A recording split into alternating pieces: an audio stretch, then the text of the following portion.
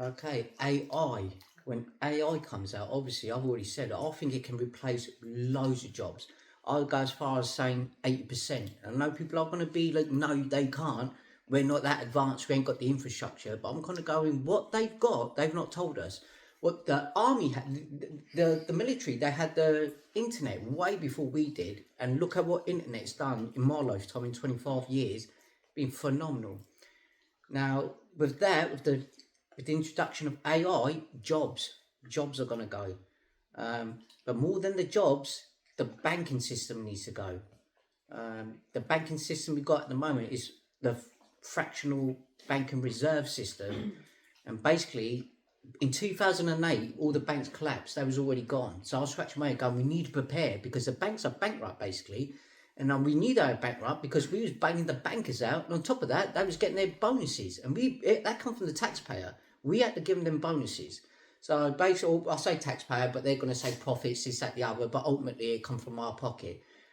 So banking system needs to they got something called quantitative easing, which basically means they can counterfeit money. They can print money and just without backing it and just borrow it to people and then charge interest on money that they've not backed anything up with. So literally digits on the screen and paper. They're charging us money and interest on it. So the first thing that needs to go, in my opinion, is the banking. It's too corrupt. There's too many corrupt bankers, and basically it's not on our side. So when AI does finally touch down, I think it could be a good thing as well. Swings and roundabouts. But the first thing to go has got to be that fractional reserve system. And obviously we know they're owned by certain families and stuff. And all the rich people at the top, they don't put nothing in their names. They put it in the name of their companies or something like that. And that does make you think, why all the rich people got nothing in their names? And if you have a look on paper as well, who actually owns your house or the land or this, that, the other, and you go into your birth certificate, you're owned by the state, by your birth certificate. So everything you own, in theory, is owned by the state because of your birth certificate. They've bought you.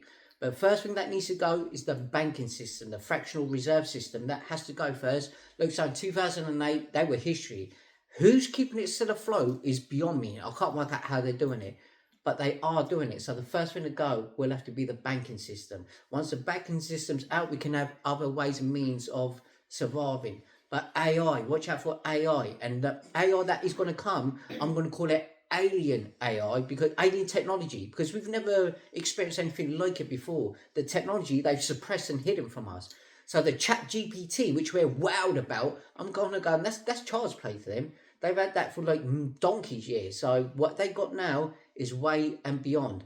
However, look, so for us to move forward, banking system, the fractional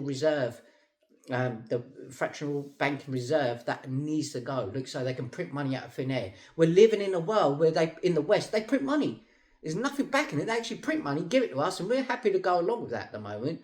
So just to be just be aware, the banking system will collapse. The sooner the better. Bring on.